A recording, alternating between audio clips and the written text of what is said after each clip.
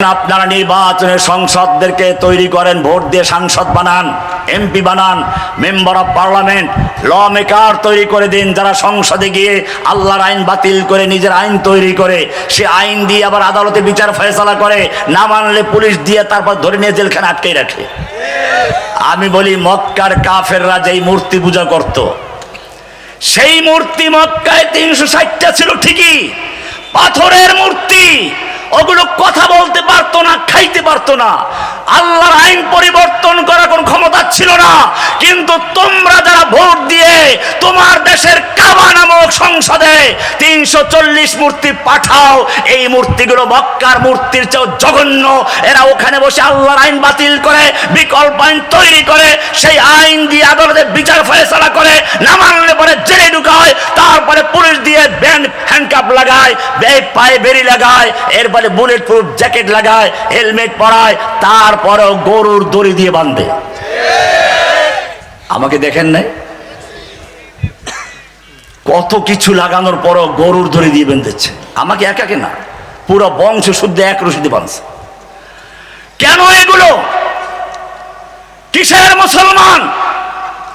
কোরআন পড়া সূরা নিসার 160 নম্বর আয়াত, আল্লাহ তাআলা এই মুসলিমদেরকে বলছেন, যারা এরকম আল্লাহর আইন বাতিল করে দেয়, আল্লাহর হুকুম মানার দাবি করে, নামাজ পড়ে, রোজা রাখে, হজ করে, যাকাত দেয়, কোরআন পড়ে, সব করে, কোরআন বলছে সূরা নিসা 4 নম্বর সূরা 60 নম্বর আয়াত, আল্লাহ বলছেন, আলাম তারা ইলাল্লাযীনা ইয়াজউমুনা আন্নাহুম আমানু বিমা উনজিলা ইলাইকা ওয়া মা উনজিলা মিন ক্বাবলিক। হে নবী, আপনি কি ওই সমস্ত লোকদেরকে দেখেন নাই, ওই যে বাংলাদেশের টুপি পরা দাড়িওয়ালা, ভোর রাতেও তাহাজ্জুদ পড়ে, জিকির করে, সবকিছু করে, এমন কি ফজরের পরে কোরআন পড়া ছাড়া নাকি নাস্তা খায় না, চা খায় না, এই মুসলমানদের দেখেন নাই? ইয়াজউমুনা আন্নাহুম আমানু বিমা উনজিলা ইলাইকা ওয়া মা উনজিলা মিন ক্বাবলিক, যারা দাবি করে আপনার প্রতি নাযিলকৃত কিতাবের প্রতি ঈমান এনেছে আপনার পূর্বে যত কিতাব, সব কিতাবের উপরে, কিন্তু যখন তাদেরকে বলা হয় ঠিক আছে তুমি কোরআন মানো, নামাজ পড়ো,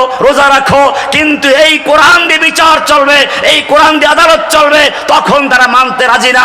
ইউরিদুনা আইয়াতাহাকামু ইলা তাগুত, তারা তাগুতের আদালতে বিচার ফয়সালা নিয়ে যায়। ওয়াকাদ উমিরু আইয়াকফুরু বিহি, অথচ তাদেরকে বলা হয়েছিল তাগুতকে বর্জন করতে। আমার একটা কিতাবের নামই আছে তাগুত। কি নাম? এই যে এটা পুরোটা তাগুত। কত প্রকার তাগুত, বড় বড় তাগুতগুলো কি কি, বিস্তারিত আলোচনা এখানে আছে। আল্লাহ বলছেন ওয়াকাদ উমিরু আইয়াকফুরু বিহি, তাদেরকে বলা হয়েছিল তাগুতকে বর্জন করতে, কিন্তু তারা তাগুতকে বর্জন না করে তাগুতের আদালতে বিচার ফয়সালা নিয়ে যায়। ওরা শয়তানের খপ্পরে পড়ে, ইউরিদুশ শাইতানু আইয়ুদিল্লাহুম দালালাম বাঈদা। এই কথা বলি আল্লাহ ক্ষান্ত করেন নাই। এরপরে আল্লাহ রাব্বুল আলামিন 61 নম্বরে বলছেন, ওয়া ইযা কিলা লাহুম তাআলাউ ইলা, আয়াত বের করেন নইলে বড় মনে করবে আছে কিনা, সূরা নিসা 4 নম্বর 61 নম্বর আয়াত, وَإِذَا قِيلَ لَهُمْ تَعَالَوْا إِلَى مَا أَنزَلَ اللَّهُ وَإِلَى الرَّسُولِ, যখন এই লোকগুলোকে বলে আসো, তাআলাও, আসো, কোথায় আসো? ইলা মা আনজালাল্লাহু, আল্লাহ যা নাযিল করেছেন সেই কিতাবের দিকে আসো।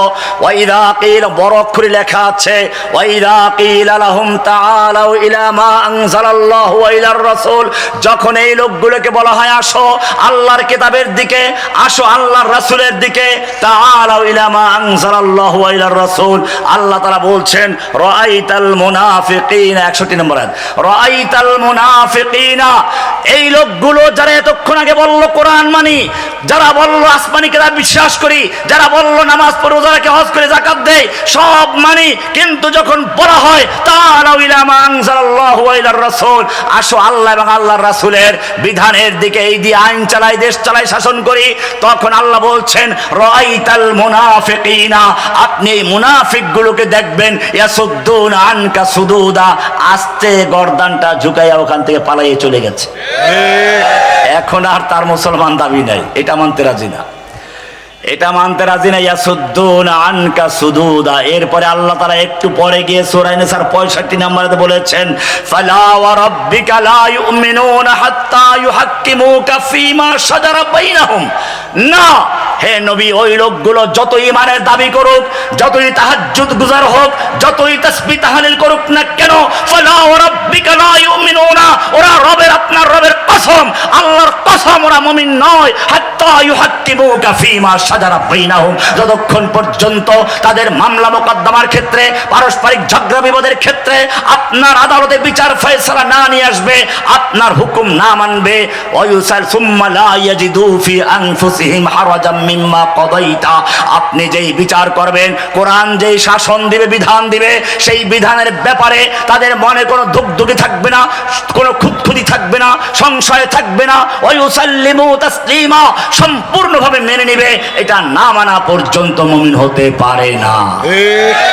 কে বলেছেন? কোরআনের কয় নাম্বার সূরায়? 4 নাম্বার সূরা। কত নাম্বার আয়াত? 65 নাম্বার আয়াত। মিলিয়ে দেখবেন আজকে ঘরে গিয়ে। এবারে শুনুন, আল্লাহ রাব্বুল আলামিন পরিষ্কার করে দিলেন,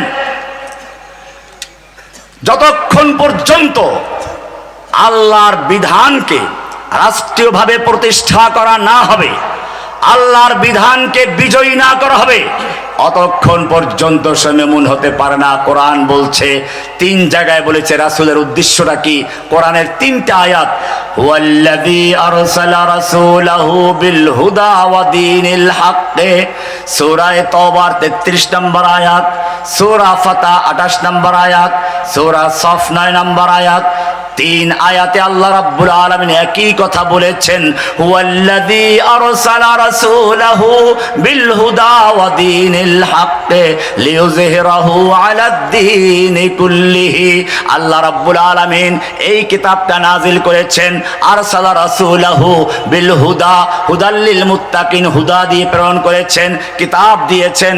রাসূলাহু বিল হুদা ওয়া দীনিল হক, দ্বীনে হক দিয়ে প্রেরণ করেছেন। কেন পাঠালেন? লিইয়ুযহিরাহু আলাদ-দীনি কুল্লিহি, অন্য সকল দ্বীনে বাতিলের উপরে এই দ্বীনকে বিজয়ী করার জন্য আল্লাহ পাঠিয়েছেন। কিভাবে বিজয় করবে?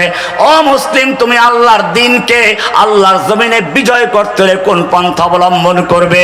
আল্লাহ সেটাও বলে দিয়েছেন, লাকাদ কানা লাকুম ফি রাসূলিল্লাহি উসওয়াতুন হাসানা, তোমাদের জন্য আল্লাহর রাসূলের মধ্যে রয়েছে উত্তম আদর্শ। কি আদর্শ রয়েছে? ইয়া রাসূলুল্লাহ, আমরা কিভাবে দ্বীন কায়েম করব? আল্লাহর রাসূলকে ফলো করতে, অনুসরণ করতে হবে। আল্লাহর রাসূল ধর্ম নিরপেক্ষ ছিলেন না, আল্লাহর নবী গণতন্ত্রী ছিলেন না, সমাজতন্ত্রী ছিলেন না, রাজতন্ত্রী ছিলেন না। হুয়াল্লাযী আরসালা রাসূলাহু বিল হুদা ওয়া দীনিল হক লিইয়ুযহিরাহু আলাদ-দীনি কুল্লিহি। ও রাব্বুল আলামিন, আমরা তো দুর্বল, আমাদের ক্ষমতা নাই, তবুও নির্বাচনে গিয়ে কিছু ভোট টোট দিয়ে দেখি ইসলাম কায়েম করা যায় কিনা। আল্লাহ রাব্বুল আলামিন বলছেন, শুনো, তোমাদের বাপকে যেদিন আমি সৃষ্টি করেছিলাম, ওই দিন ফেরেশতাদের সামনে তাকে সবকিছু শিক্ষা দিয়ে উপস্থাপন করেছিলাম। ফেরেশতাদেরকে শিখালাম না, তোর বাপকে শিখাইলাম, শিখাইয়া বললাম, ফাকালা আম্বিউনি বিআসমাই হাউলাই ইন কুনতুম সাদিকিন। ও ফেরেশতারা, পারলে এই জিনিসগুলোর নাম বলো। ফেরেশতারা পারলো না, তারা উত্তর দিল, ক্বালু সুবহানাকা লা ইলমা লানা ইল্লা মা আল্লামতানা ইন্নাকা আনতাল আলিমুল হাকীম। ও রব্বুল আলামিন, আমাদের তো নিজস্ব কোনো ইলম নাই, আমরা তো জিন হুজুর না, আমরা তো গায়েব জানি না, আমরা তো কোনো ভণ্ড পীর না, আমাদের কোনো ইলম নেই। লা ইলমা লানা ইল্লা মা আল্লামতানা, তুমি আমাদের যা শিখিয়েছো তার বাইরে আমাদের কোনো ইলম নেই, আমরা তো কিছুই জানি না, তুমি তো শিখাও নাই। আদমকে বলেন, আদম তুমি সব বলো। আদম সব কিছু বলে দিলেন। ও মুসলমান, এবারে প্রশ্ন, কেন আল্লাহ আদমকে শিখালেন, ফেরেশতাদেরকে শিখান নাই কেন? কারণ হচ্ছে এখানে এটাই, ফেরেশতাদেরকে শেখানোর প্রয়োজন নাই। তাদেরকে যেই কাজের জন্য সৃষ্টি করা হয়েছে, ওই কাজের জন্য এই জিনিসগুলোর নাম জানার দরকার নাই। আদমকে যেই কাজের জন্য সৃষ্টি করা হয়েছে, ওই কাজের জন্য তাকে সব জিনিসের নাম জানতে হবে। তাফসীর ইবনে কাসির খুলে দেখো, শুধু সব জিনিসের নাম নয়, কোন জিনিস কোন কাজে লাগবে সেই পর্যন্ত তাকে শিক্ষা দেওয়া দেওয়া হয়েছিল। এটারই ধারাবাহিকতায় আল্লাহ রাব্বুল আলামিন, ওই যে বললাম এক একজন নবী আসছেন, কেউ রাজমিস্ত্রির কাজ করেছেন, কেউ রড মিস্ত্রির কাজ করেছেন। আল্লাহ রাব্বুল আলামিন দাউদ আলাইহিস সালামকে বললেন, তোমাকে আমি ক্ষমতা দিয়েছি, রাজত্ব দান করেছি, ক্ষমতা টিকে থাকার জন্য তোমাকে লোহার অস্ত্র তৈরি করতে হবে। ওয়া আলান্না লাহুল হাদিদ, আমি তোমার জন্য দাউদের জন্য লোহাকে নরম করে দিয়েছি। ইলাহুল আলামিন, লোহা কেন নরম করে দিয়েছো? পোড়া মুরগি কাঁটা চামচ দিয়ে খাওয়ার জন্য, নাকি বড় বড় মিষ্টি চামচ দিয়ে খাওয়ার জন্য? আল্লাহ বলছেন না না, এই মিষ্টি খাওয়ার জন্য না, দই খাওয়ার জন্য না, আর মুরগি খাওয়ার জন্য না, আমি তার জন্য লোহাকে নরম করে দিয়েছি। আনি'মাল সাবিগাত, আনি'মাল সাবিগাত। সাবিগাত মানে লৌহ বর্ম তৈরি করো, বর্ম, লৌহ বর্ম কেন প্রয়োজন? যুদ্ধের জন্য প্রয়োজন। অকাদ্দির ফিস সারদে, আর লোহার বর্মগুলো আটকাবার জন্য ভালো করে যেন বুতাম তৈরি করা যায়। ও মুসলমান, দাউদের জন্য লোহা নরম করেছি, এবারে তোমার জন্য কি করেছি ভালো করে শোনো। তোমার জন্য খালি লোহা নরম করে দেই নাই, তোমার জন্য লোহা একটা সূরা নাযিল করেছি। সুবহানাল্লাহ। তোমার জন্য কি করেছি? একটা সূরা নাযিল করেছি কোরআনে, সূরা আল হাদিদ। আছে কিনা? হাদিদ মানে লোহা, হাদিদ মানে কি? এইবারে ভালো করে শুনো, সূরা আল হাদিদ 25 নম্বর আয়াতটা ভালো করে পড়ো। দুইটা অংশ আছে। আল্লাহ বলছেন, লাকাদ আরসালনা রুসুলানা বিল বাইয়িনাত, আমি রাসূলদেরকে যুগে যুগে রাসূল পাঠিয়েছি, তাদেরকে বাইয়িনাত দিয়েছি, সুস্পষ্ট বিধান দিয়েছি কিভাবে আল্লাহকে মানতে হবে। এই যে আমার একটা কিতাব আছে, ঈমান বিল্লাহ, ঈমান মানতে হবে কিভাবে, আকল দিয়েছেন, বিধান দিয়েছেন। এইখানে দেখিয়েছি কারা কারা ইসলামকে মানে, আল ফিতরাতুস সালিমা, কি কি জিনিস দিয়ে আল্লাহকে চিনা যায়। এরপরে যুগে যুগে আল্লাহকে অস্বীকার করেছে কারা? আস-সাদফিয়ুন, আদ-দাহরিয়ুন, আত-তাবাইয়ুন, আল ইলমানিয়ুন, আশ-শুয়ুইয়ুন, আল-লাওজুদিয়ুন, আল মাদ্দিয়ুন, এরকম কতগুলো ফিরকা আছে যারা আল্লাহর দ্বীনকে যুগে যুগে আল্লাহর অস্তিত্ব অস্বীকার করেছে। কিন্তু আল্লাহ রাব্বুল আলামিন নিজের অস্তিত্ব প্রত্যেকটা মানুষের মধ্যে সেই সৃষ্টি করার সময় রেখেছেন। কোরআন বলছে আল্লাহ রূহ জগতে সৃষ্টি করে সব রূহদের সামনে প্রথম বলছেন, আলাস্তু বিরব্বিকুম, আমি তোমাদের রব নই কি? এই যে মনের ভিতরে গেঁথে দেওয়া হয়েছে, দুনিয়াতে এসে মানুষ অনেক সময় ভুলে যায়। যাতে ভুলে না যায় সেজন্য আল্লাহ রাব্বুল আলামিন নবী পাঠিয়েছেন, রাসূল পাঠিয়েছেন। নবীদেরকে বলা হয় ইন্নামা আনতা মুযাক্কির, আপনি স্মরণ করাইয়া দেওয়ার মালিক। এ কোরআনকে বলা হয়েছে নাহনু নাযালনা যিকরা, জিকির স্মরণ। ও মুসলমান, স্মরণ কাকে বলে? স্মরণ বলে আগে একটা জিনিস জানা ছিল, পরে ভুলে গেছে, ওইটা মনে করাইয়া দেওয়াকে বলে স্মরণ। নতুন করে কোনো জিনিসকে যদি শেখানো হয় ওটা স্মরণ বলে না, ওটাকে বলে তালিম। তাহলে কোরআনকে বলা হচ্ছে স্মরণ করানো, নবীকে বলা হচ্ছে মুযাক্কির, স্মরণ করানোওয়ালা। কেন? আল্লাহর পরিচয় তোমার অন্তরের মধ্যে আগের থেকে লেখা আছে। দেখো না, যখন বিপদে পড়ে যাও তখন সব খাজা বাবা, গাজা বাবা, লেংটা বাবা, দরগাওয়ালা, দুর্গাওয়ালা সব ভুলে গিয়ে শুধু একজনকে ডাকে। কাকে? কোরআন বলছে ওয়াইদা গাশিয়াহুম মাউজুন কাযযুলালি দাআবুল্লাহ মুখলিসিনা লাহুদ্দিন। যখন মানুষ বিপদে পড়ে যায় এমনি তো আল্লাহকে ভুলে যায়, কিন্তু বিপদে পড়লে তখন আসল জায়গায় চলে আসে। একটু ধৈর্য ধরে শুনলে আমি একটু কথা বাড়াইয়া বলি। ও মুসলিম, জেনে রাখো, গুরুত্বপূর্ণ আলোচনা তোমার জন্য সামনে রয়েছে, এটাকে একটু বুঝাইয়া যায় যেহেতু মনে পড়লো। কোরআনের একটা আয়াত রয়েছে, আলা বিযিকরিল্লাহি তাতমাইন্নুল কুলুব। এই আয়াতটি আমাদের দেশের যারা বীর বুজুর্গরা আছেন তাদের সকলের মুখস্থ আছে, মুরিদদের মুখস্থ আছে। আমি তার সমালোচনা করছি না, প্রশংসাই করছি, মুখস্থ আছে। আমি শুধু এইটাকে একটা ব্যাখ্যা দিচ্ছি। এখানে আলা বিযিকরিল্লাহি, আল্লাহ বলছেন আল্লাহর জিকিরের মাধ্যমে। জিকির মানে স্মরণ করা, জিকির মানে কি? তাতমাইন্নু মানে স্থির হওয়া, তাতমাইন্নু মানে কি? স্থির হওয়া। আল কুলুব মানে হচ্ছে পার্শ্ব পরিবর্তন করা, কলবের বহুবচন। কলব মানে পল্টিবাজ, পার্শ্ব পরিবর্তন করা।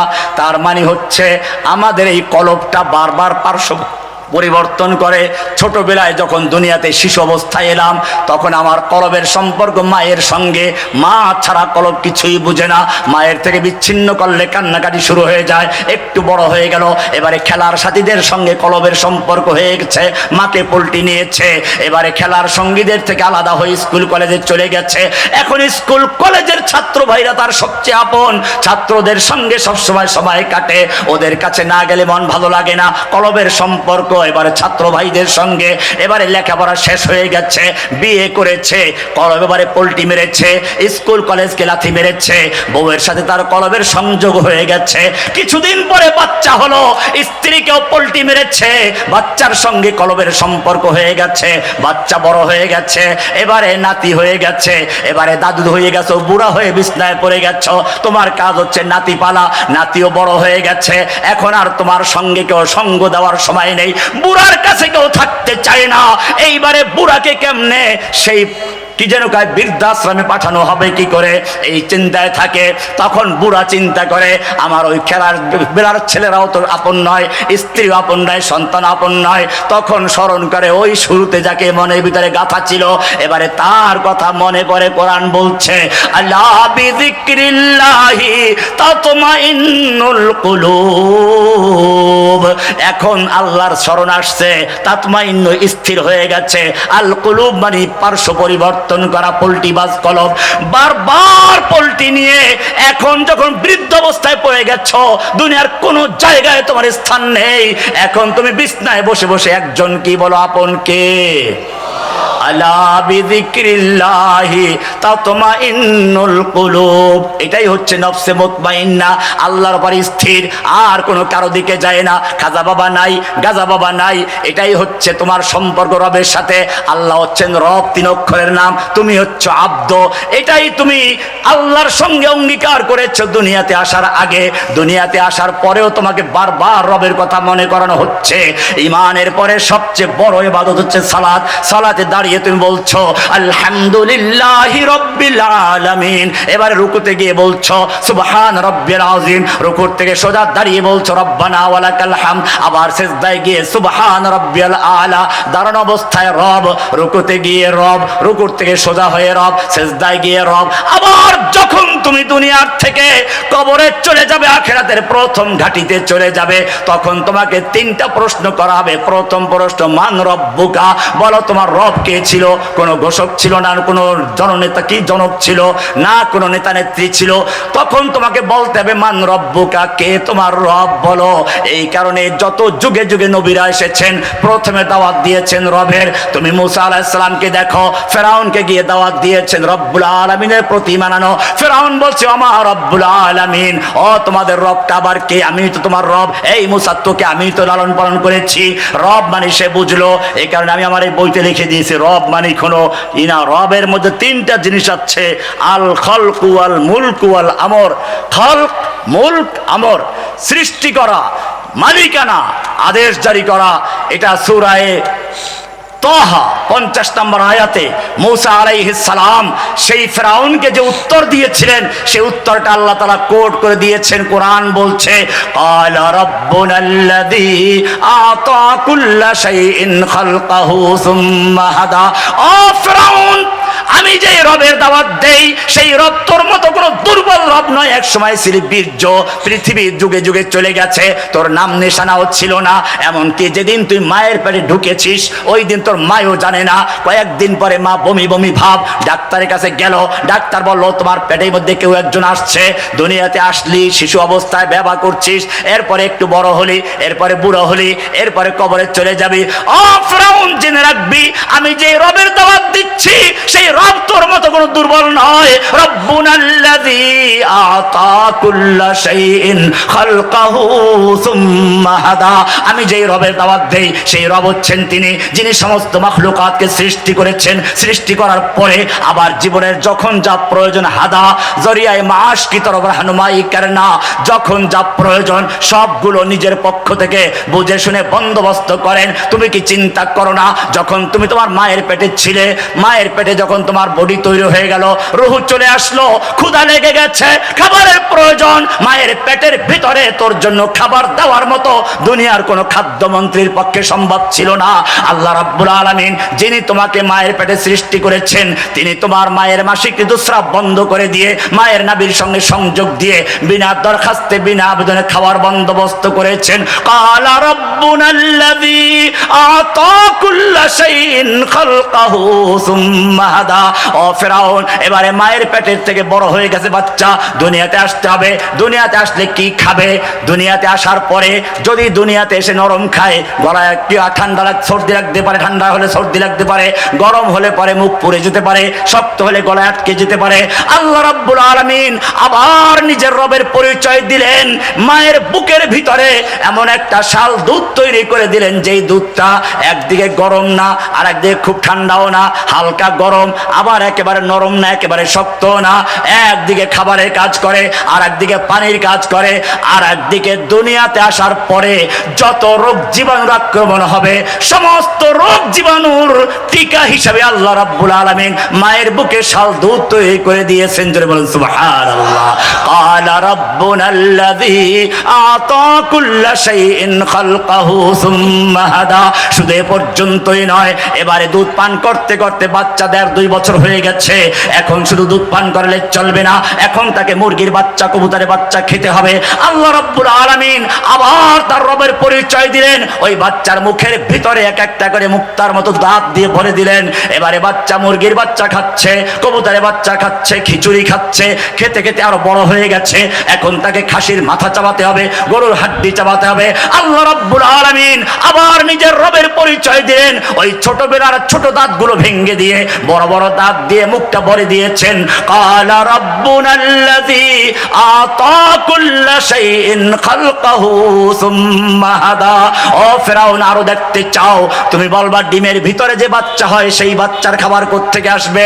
ও ফিরাউন, তুমি কি চিন্তা করেছো ডিমের ভিতরে 2টা অংশ থাকে, একটা সাদা লাল আর একটা হলুদ কুসুম। হলুদ কুসুম দিয়ে বাচ্চা তৈরি হয়, সাদা লালাটা তার জন্য আগে খাবারের বন্দোবস্ত করা হয়েছে। এবারে মুরগির বাচ্চা, কবুতরের বাচ্চা ডিমের ভিতরে ওই খাবার খাচ্ছে, খেতে খেতে তার গুদাম শেষ হয়ে গেছে। এখন কি করবে? আল্লাহ রাব্বুল আলামিন তাকে জানিয়ে দেন, তোমার চতুর্পাশে যেই প্রাচীর রয়েছে, এইটা কাশিমপুর হাই সিকিউরিটি জেলের প্রাচীর নয়, এটা চীনের প্রাচীর নয়, এটা খুব হালকা। তোমার ঠোঁট দিয়ে চতুর্দিকে ঠোকরাও, ঠোকরাতে ঠোকরাতে চতুর্দিক ভেঙে ফেললো। এবারে বলে মাথা দিয়ে মারো ধাক্কা, ধাক্কা মারতে মারতে ডিমের খোসা ভেঙে বেরিয়ে আসলো। ও ফিরাউন, এবার তুমি যাও, একটা হাঁসের বাচ্চা নাও আর একটা মুরগির বাচ্চা নাও, পানির কাছে চলে যাও। হাঁসের বাচ্চা পানি দেখলে আনন্দে মেতে উঠবে, সাঁতার কাটতে শুরু করবে, তার কোনো ভয় নেই। পক্ষান্তরে মুরগির বাচ্চা পানির ভিতরে নামাও, দেখবে মরতে রাজি, পানিতে নামতে রাজি না। ঠিক কিনা?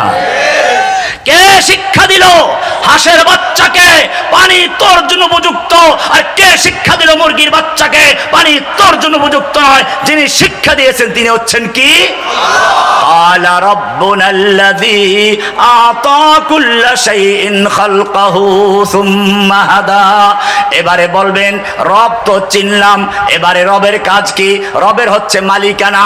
এই পৃথিবীর সবকিছুর মালিকানা কার? সৃষ্টি করলেন যিনি, মালিক হবেন